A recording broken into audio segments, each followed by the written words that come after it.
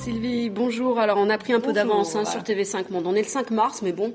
Oui, parce que c'est dans 3 jours. Voilà. Sur Terrienne, c'est tous les jours le 8 mars, j'ai envie de dire. Bon, on s'est quand même mobilisé pour fêter cet événement planétaire et annuel. Cette fête a été adoptée par les Nations Unies, 36 ans, et son origine remonterait au 19e siècle aux États-Unis avec une grève des ouvrières du textile. Alors, on parlait des femmes en politique, on a vu le cas islandais, mais c'est pas mal aussi ailleurs, au Canada notamment. Oui, voilà, donc toute la semaine, on décline des rencontres, des reportages sur Terrienne. Et donc, on ouvre avec le Canada, qui est gouverné par des femmes. Enfin, 87% des Canadiens sont gouvernés par une première ministre, puisque la moitié des provinces et des territoires sont gouvernés par des femmes. Alors, c'est pas très étonnant dans ce pays qui a été conquis par les immigrantes. Il reste quand même une conquête, c'est le poste de Premier ministre au niveau fédéral.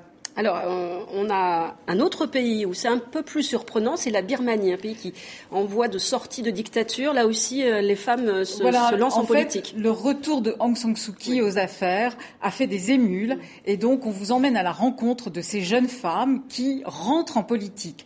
Alors, on vous fera aussi connaître des Africaines qui, cette année, viennent sur les bancs de l'École nationale d'administration de Paris pour se former au poste de décision. Alors, et on va revenir également cette semaine sur Terrienne, sur un chat bien connu pendant la Révolution. Voilà, c'est celui de Willis of Tunis. Alors là, c'est le 8 mars de Willis of Tunis, cette dessinatrice qui a beaucoup contribué à la Révolution de Jasmin. Son chat est apparu au moment de la chute de Ben Ali. Elle a, je pense, accéléré cette chute, mais elle n'a pas rangé son crayon après ça. Et avec Ennahdha au pouvoir, les islamistes, son matou continue à crier sa colère. Et puis là, on voit qu'il est passé sur un mur, qu'il a effacé parce qu'on a voulu à un moment donné dire que la femme serait complémentaire de l'homme et non plus son égale. Donc il est très en colère, le matou.